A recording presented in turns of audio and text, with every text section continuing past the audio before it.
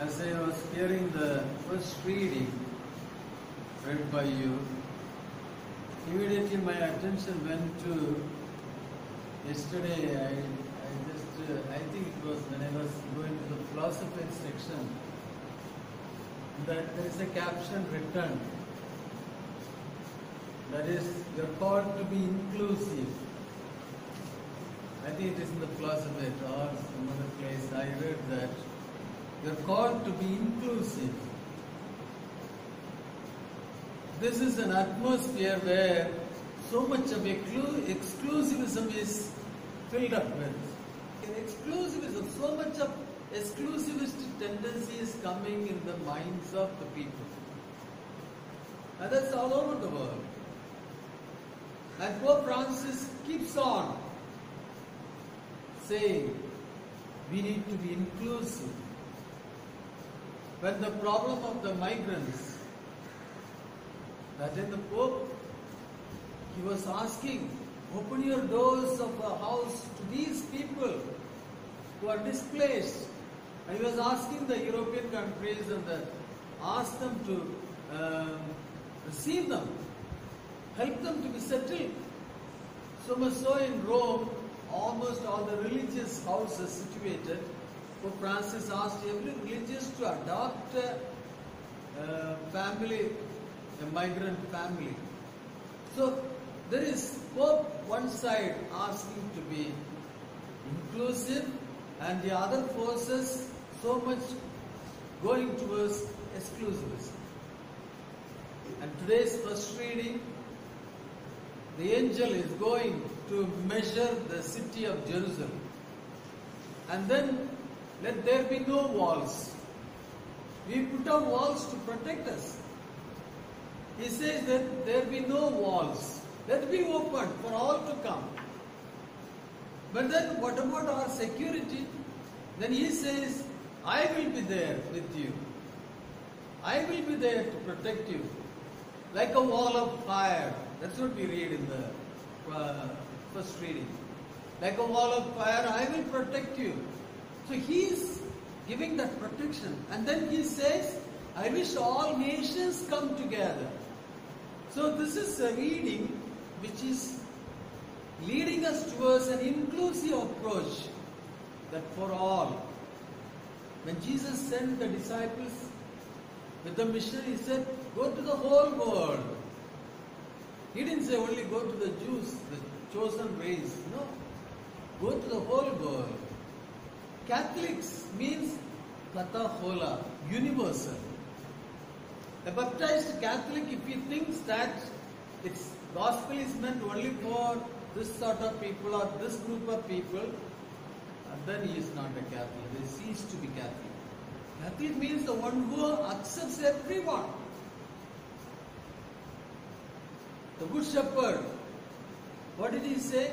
I have other sheep who are outside the fold. And how much I wish, how much I want, they also should belong to this fold. Therefore, there shall be one flock and one shepherd. That's what the mission of the Lord is. And I'm happy to see here a mixed community from all over.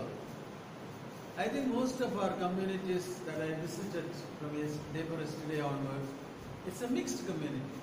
Even that Athur Madramangalam, that's Athur Novitiate, they are also mixed community.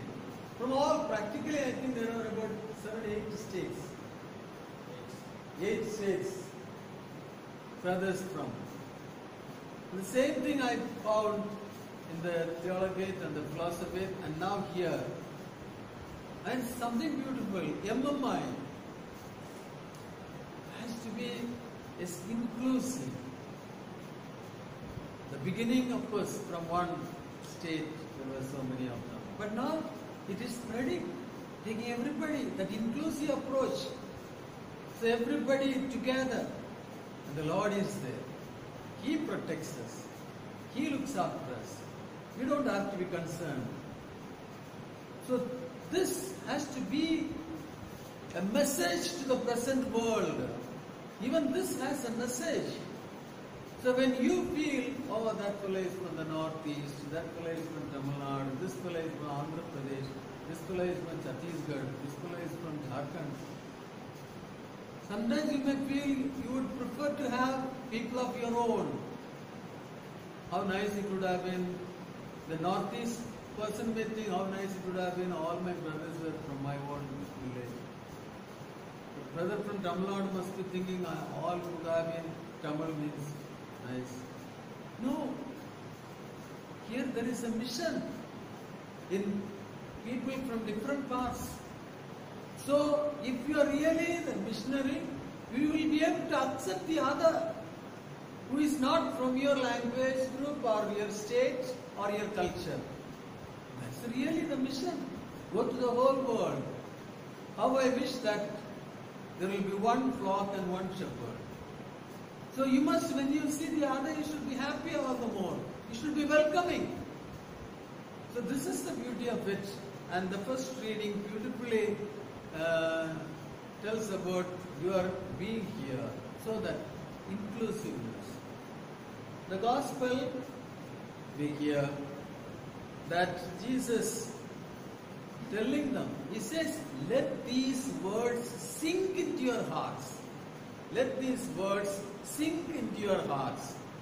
And what are those words? The Son of Man is about to be delivered into the hands of man. But they did not understand the saying. The Son of Man is to be delivered into the hands of men. For what?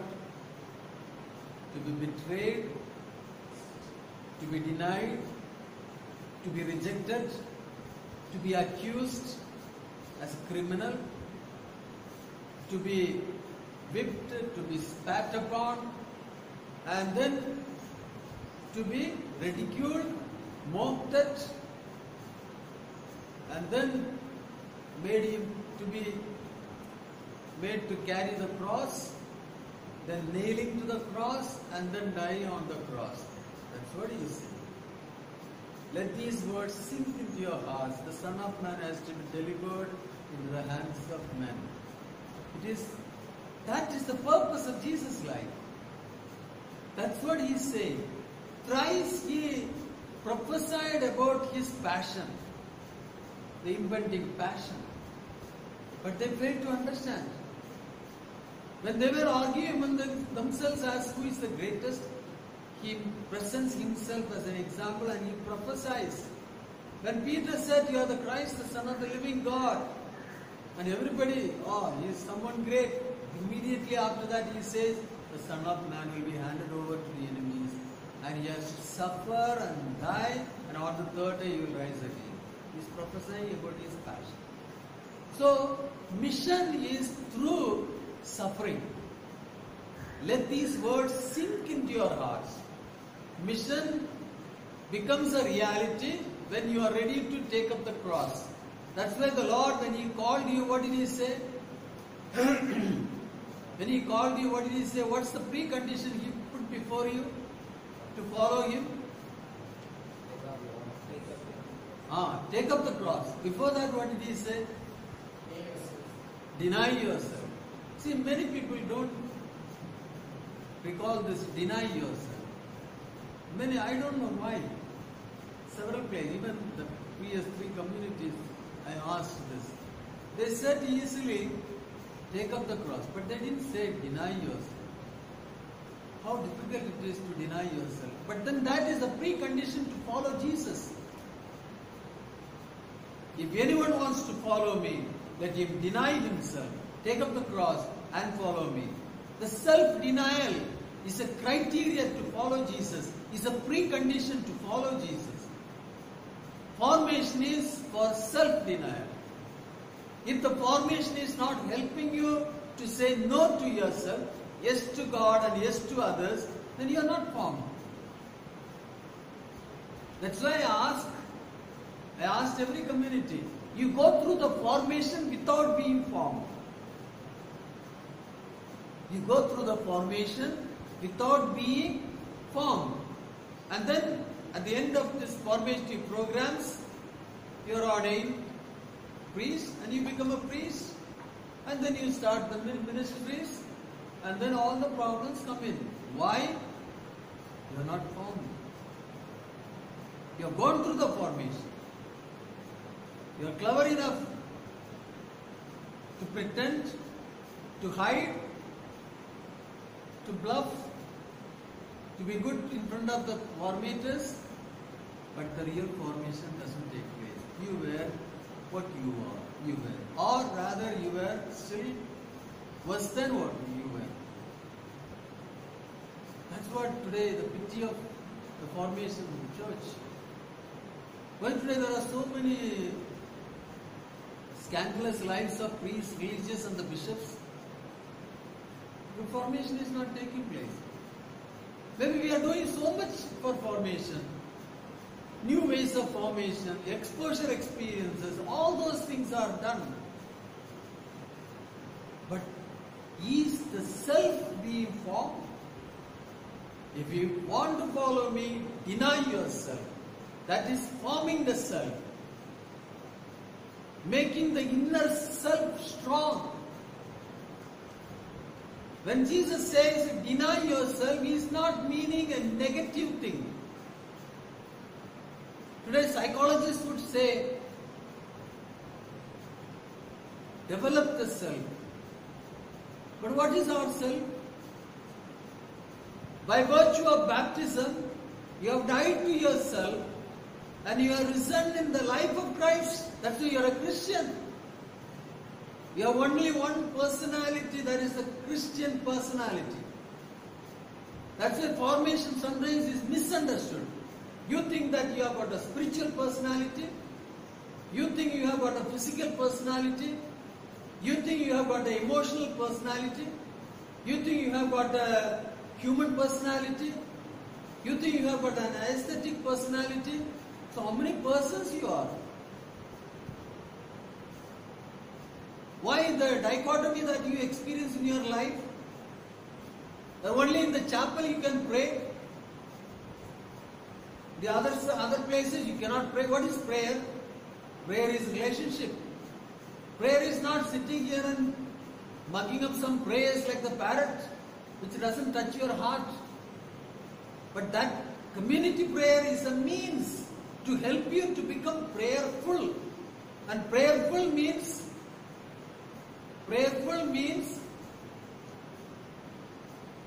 being related to the one who has called you, the one who has created you, the one who is God of life. Because of him you are living. He is breathing into your nostrils even at this very moment to keep you alive. You cannot be without God. And so prayer is a means to be related with, to experience him, to be in him, to be united in him. That's our life.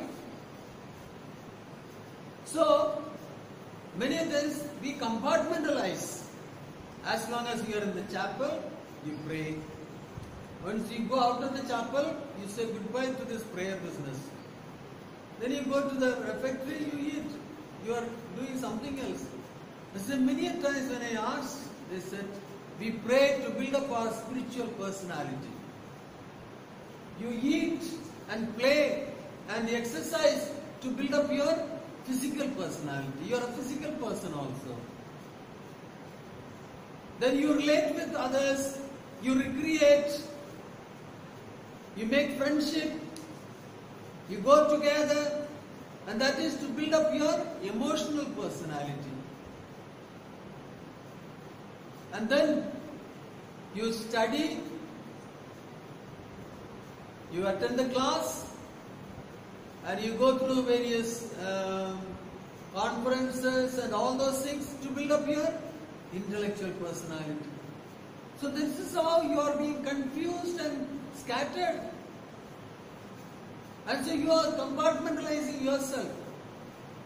And you are in you think that you are many persons. You are a spiritual person, intellectual person, human person, physical person, emotional person, and aesthetic person.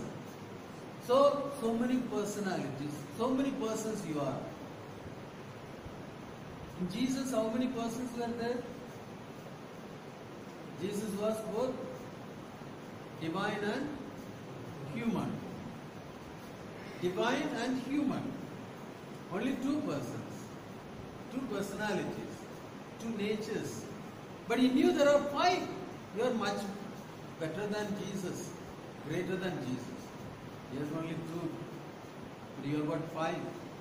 See, this is a real sickness. When you get into this type of compartmentalizing your life and actions, you enter into a sickness called schizophrenia. A psychological melody. Schizophrenia. Schizophrenia means split personality. Have you seen the schizophrenic patients? Split personality. They will be act or behave in different ways. Sometimes they will behave as boss, ordering things and all those type of things. The next moment they behave as servant or someone else. So there is a split within themselves. A conflicting person is. So split personality, conflicting personality is in one. So many times you enter into this split personality. And as a result, you are so compartmentalized your life, there is no integration. You are not an integrated person. Formation is to help you to be integrated. You are only a human person. From your mother's womb, you are born as a human being. But afterwards, when you are baptized, you die to yourself and you rise in the risen Lord, receiving His life, and that's why you become a Christian. So you are a Christian person, that's all. Why do you pray? To build up your Christian person. Why do you eat? Why do you play? Why do you exercise? To build up your Christian person. Why do you study? To build up your Christian person. Why do you dance? Play? Art? Music? To build up your Christian person. Anything that you do from morning till evening, even night sleeping, all this is to build up your Christian person. Because you are only one person. So it should be an integrated approach for you. Jesus taught only one prayer. The prayer, Our Father. The prayer, Our Father. And many times we misunderstand the prayer, Our Father. I don't know whether you really know the prayer, Our Father. How many parts the prayer Our Father has? How many parts?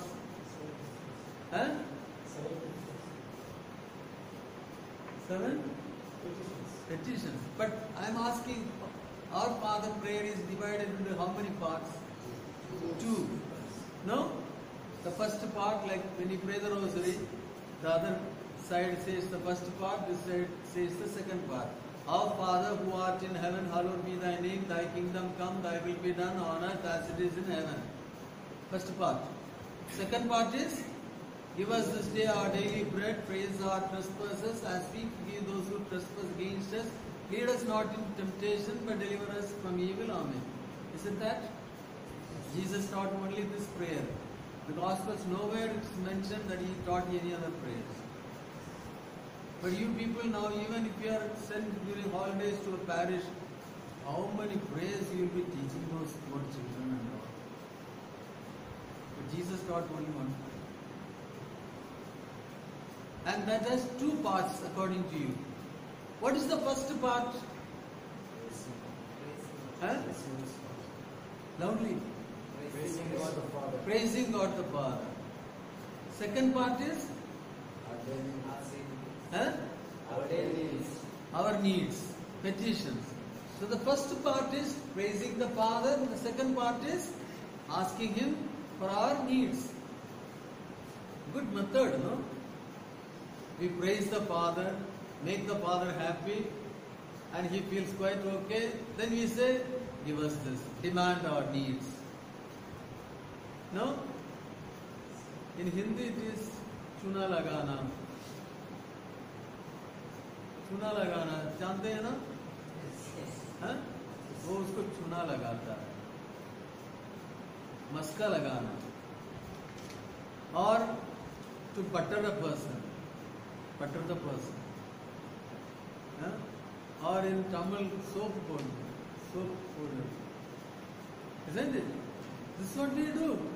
Even our prayer we understand like that. We have to please the Father, praise the Father, and then make the Father happy.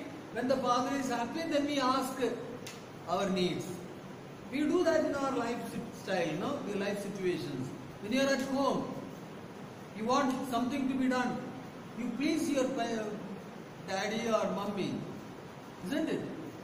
You do the good things and then do some service and then whatever they say you obey and then they are happy. Then you put a demand. I want to go there, or I want this, I want that. Formation house, you do the same. You see whether the rector is in good mood. Because today, okay, you want to play cricket today, or you want to go for a movie. What do? First you see whether the rector is in good mood. So somebody from you who has little courage, you will go around the room of the rector and just see how is he. And you will go around, feel the mood of the rector, and he will come back and say, seems to be in good mood. I saw him smiling and talking over the phone with somebody. So he is really in good mood. Huh? Then the other one who has little more courage, he will say, okay, now let me go and meet him. So he goes and knocks at the door. He says, come in, and you go. And then you say, Father, you are so nice. Your homily was wonderful. Nobody ever preaches like you. And you are so affectionate, so helpful.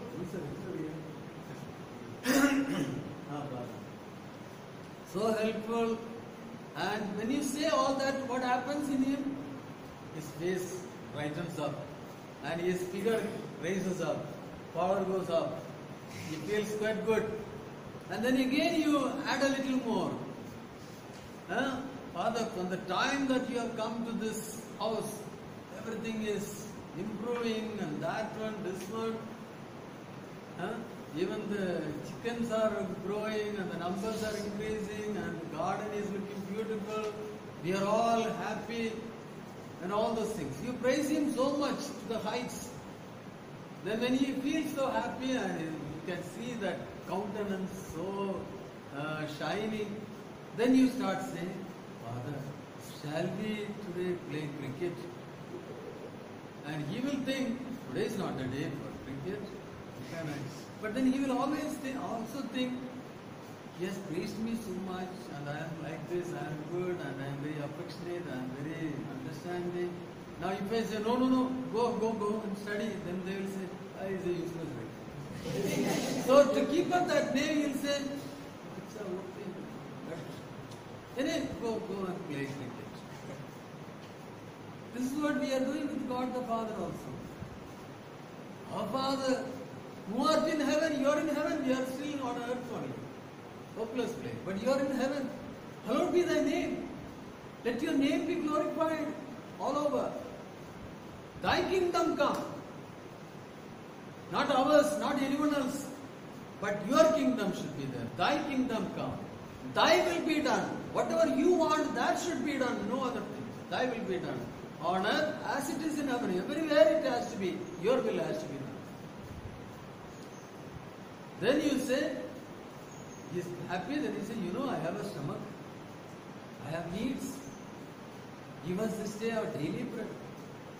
Forgive our trespasses. We are weak. Every time there is temptations. So we are falling. Forgive us our temptations. Lead us not into temptation. Deliver us from evil. All the dangers and everything. Deliver us from that. So this is what the things that we think. It's very wrong. The whole of the prayer, Our Father, there is only one petition. And that petition is not in the second part, but it is in the first part. The whole of the prayer, Our Father, there is only one petition, and that is in the first part. And what is that? What is that? What is that? Thy kingdom come. He has come to establish His kingdom. He created the world. This is kingdom. But man has distorted. He is forgiving us. And then He one shepherd. So the prayer that Jesus taught us is to pray for the kingdom. Why you are born on this earth? For kingdom. Whatever you do has to be in relationship with building the kingdom. Anything that is other than that has to be given up. The kingdom. When you read St. Peter's letter, the first letter of St. Peter, chapter 3, verse 11 and following, you'll find good works that you, to enhance the kingdom, when you do live holy lives, you are enhancing the kingdom. When you lead unholy lives, you are delaying the kingdom, blocking the kingdom. So the whole life is built upon the kingdom. You have to understand, otherwise you will not be formed properly. To have the right formation, you need to know why do you exist. Vatican document, Ad Jantas so beautifully says, Evangelii Nuncianti repeated that. What do they say? You exist for the kingdom. We exist to evangelize. If you don't evangelize, you have no right to exist on this earth. So everything that you do is to evangelize, to preach the kingdom. Why do you get up in the morning? The bell goes, no? What time you get up in the morning? Weekday. Huh? 5:30. 5:30 bell goes? I know? Yes. And you get up. Is it easy to get up? It is easy to get up. Suppose the bell doesn't go, then you'll say, God, I thank you and praise you, and you sleep nicely a little more. Sometimes some people, we have been also doing that when we were 5:30, the bell goes, and you'll say, this fellow bell ringer, funny idiot. He could have slept a little more also. He's not doing that. Then you'll say, 6 o'clock you have to be in the chapel, isn't it? Yes. So he said, I always do a quick wash. For me only 10 minutes required. So another 20 minutes I can sleep. So you turn the other side after the bell and you start sleeping. Why you have to get up by all means? Because if you don't come to the chapel, you will be questioned. At 6 o'clock, if you are not found, you will be questioned, isn't it? So why do you come to the chapel? Or why do you get up in the morning? Because otherwise you will be questioned. For fear of the superiors. Is it not? Be sincere. So you are doing that act for the fear of the superior. Why do you be in the chapel? Many things you do. Suppose that particular day, no superiors are here. What will be your feeling? You are left alone here. What will be that particular day? What will be your feeling? We also did that. When we were Presbyterians, our rector used to have a small moped. The moment we used to hear the moped starting, rector is going out. We'll be very happy. So this is what. But we don't realize. Whatever that you do from morning till evening and throughout the night that's sleeping, you are doing it for the kingdom. The right motivation for your actions. For the kingdom. Why do you get up? So let us come to the prayer of Father. Then you will understand better. We say there is only one petition, and that is Thy kingdom come. Okay. Why do you need daily bread? So that it will keep you alive and keep you in good health to work for the kingdom. You are eating Being in good health is to work for the kingdom, not for anything else. Let your motives be cleared. We exist to evangelize. So you are eating. You need the daily bread for the kingdom. Forgive us our trespasses. Why? Why you need forgiveness? The forgiveness makes you holy. Isn't it? Holiness is your identity.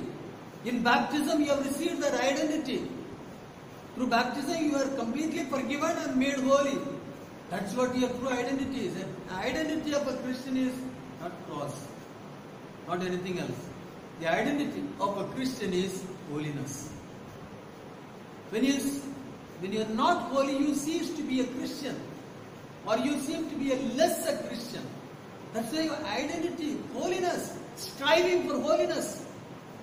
So that's why forgive us our trespasses, so that we will be holy to work for the kingdom. Lead us not into temptation. Means everywhere there is temptations. Keep us safe from the temptation means so that we will remain holy to work for the kingdom. Dangers. Deliver us from all dangers, so that we will be in good health and good conditions. We will not be affected by the dangers of this world in order to work for the kingdom. How beautiful it is, our life is. So the beautiful, the prayer our Father itself helps you. There's only one petition, thy kingdom come, and the rest all are in order to build the kingdom. So early morning when you get up, you are getting up. Why do you get up? Thy kingdom come. Your answer should be that. It's for His kingdom I am getting up. Why you wash your face and all those things? It's for His kingdom. Why you come to the chapel to pray? Like His kingdom to be established. Why you go to the refectory and eat? His kingdom to be established. Why do you sit, study and you listen to the class? His kingdom to be established. Why you go out and play and all those things? His kingdom to be established. Why you do work, manual work and the other works in the field and everything? His kingdom to be established. Why you relate with people? The kingdom to be established. Why you dance, music, learning, art, etc., etc., the kingdoms to be established. Anything that you do, even your quarrel. Why do you quarrel with your companions? If that is promoting the kingdom, it's a good quarrel. Why do you get angry? If it is really promoting the kingdom, then it is good. That is for the kingdom. So every activity, everything that you do, everything that you plan, everything you think, if it is promoting the kingdom, it's related with the kingdom, then that is evangelization. That is the right motive for which you are doing. Now if you understand this, tomorrow onwards, in the morning when you get up, you will get up with a vigor. I am getting up for the kingdom. Not because of others. I am getting up for the kingdom. I am doing this for the kingdom. I am washing my plate for the kingdom, then you will wash nicely. Not just putting water and put in and then another fellow will come and take, you will get a dirty plate. So you will do every bit of it in a perfect way. If you are motivated with this, thy kingdom come. I am breathing, I am living, I am acting, I am relating, I am going, I am coming, I am sleeping, and I am doing everything for the kingdom. Can you come into this type of experience? That is what formation is. Formation is formation of the self, saying no to the self, forming the self to be strong, not carried away by feelings. Today many of the things we are doing because we feel to do. You feel to sleep, go and sleep. You feel to go there, you go there. You feel to look at that one, you look at. You get a feeling to look at that person. You have no control over feelings. Today your life is being surrounded or motivated or activated by feelings, which is wrong. And then you end up somewhere else. If you have no mastery over your feelings, it's very difficult for you to remain sane. If you have not learned to master your feelings, if you have not learned to strengthen your inner self, then it's difficult for you to live. As a priest, afterwards you will have to relate with all sorts of people. Even now, suppose you go out, you go on a holiday, you saw a nice girl, you are feeling arouses, you feel for her, you are attracted to her, want her, and if you have no mastery over yourself, you will give expression to the feeling, then you will go after that girl. And so you lose your occasion, you lose your priesthood. Then to satisfy that girl, you need money, you don't have money, manipulate the accounts. Everything is related because you have no control over your feelings. Acts of self-denial is the means of the right formation of the self. How many of us are ready to make self-denial? Say no to oneself. Sitting in the class, you feel like talking to your companions. Feeling to talk. If you give expression to that feelings, then you are not attending the class. But suppose you say, this is the time, I am not supposed to talk, I will wait till the class is over to talk. You are having control. You are becoming strong. Formation has to make you strong, not weak people. Formation should help you to face challenges. Formation should help you to face difficulties. Formation should help you to even the sicknesses you face, not just to collapse. It's a pity that priests and religious, when they get little ailment, finished. I know the lay people, even my own mother I have experienced, when she had severe headaches also, she wouldn't go to bed. She will tie up and or do some medicines and she will keep on doing the work. The lay people can't afford. But we, a little bit of sickness, finished, flat. And we have to carry the fellow. After the test, everything is normal. How much money is spent? Now what I mean to say is, you have no self-control. You know that inner strength is not there. Easily the sickness overcomes you. Temptations overcomes you. You become a prey to all these things. On the other hand, your formation should strengthen you to overcome the sickness, to overcome the challenges, to overcome the temptations, to overcome the other things, attractions, the worldly attractions. And then the motivated goal, the kingdom for which you have been called, that should be established. That is what formation should help you. That's why I said you go through the formation without being formed. The self has to be formed. That's what today the Lord is asking me. And He said, the Son of Man will be delivered into the hands of men, to be betrayed, to be denied, to be rejected, to be spat upon, to be struck on his cheek, and to be crowned with the thorns, to be mocked at, to be hit, to be whipped, and then to be condemned, to be accused, carry the cross and nailed to the cross and made to die on the cross. Am I doing all this to Jesus? If you are not properly formed, you will do that. Peter denied Him because he wanted to save himself. He was not strong in his inner self. He denied Him. Judas betrayed Him because his self was not strong. He was carried away, attracted by the money. The other disciples left Him because they were worried about their self, their life, that we also should not be killed.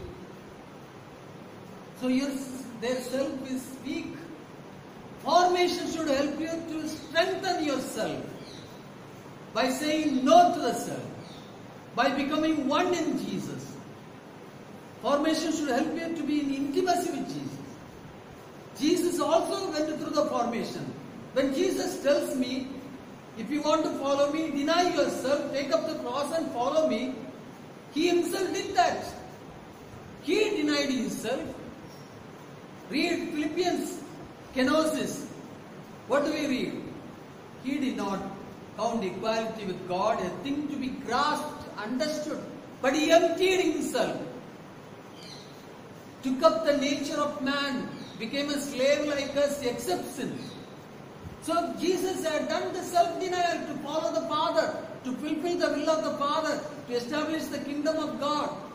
So Jesus emptied himself, denied himself, said no to himself. And all through the Gospels we can find how Jesus denies himself. When he multiplied the loaves, people came to make him a king. He denied himself. He didn't accept that. When he spent 40 days and 40 nights in the desert, he was hungry. He was feeling hungry, tired. But he realizes his power. He could make the stones into bread and eat. But he didn't actualize those feelings. He didn't go according to his feelings. But he denied himself. He said no to the self that moment. Again later, in the Garden of Gethsemane, what was his feeling? To escape from that passion, suffering. But he didn't actualize the feeling. He didn't go according to the feeling. But he said no to the self and yes to the Father. That strengthened him. That's what our life should be. Are we ready for it? Are we ready for it? Formation should help you for this. Formation should help you to say no to the self. Formation should help you to be strengthened in your inner self. And then you are going to be in the missionaries of Jesus. So I took longer time during this Mass because I thought instead of giving a separate class, I integrated here itself about the formation. Now later on we'll have a little chit chat, listen from you and all those things. So I took this time. Poor fathers I kept them sitting here. So it doesn't matter. So let us pray today that we may understand the right perspective of formation. Today it's a pity that in the church real formation is not taking place. But we must focus on this, that the formation, the true formation should take place. Then we will have good and holy priests, committed priests who will be ready to die for the gospel. Then we will have it. And that's what we want in the MMI society. So let us look forward to this, that we may have a better future for the MMI society. Let's pray for this.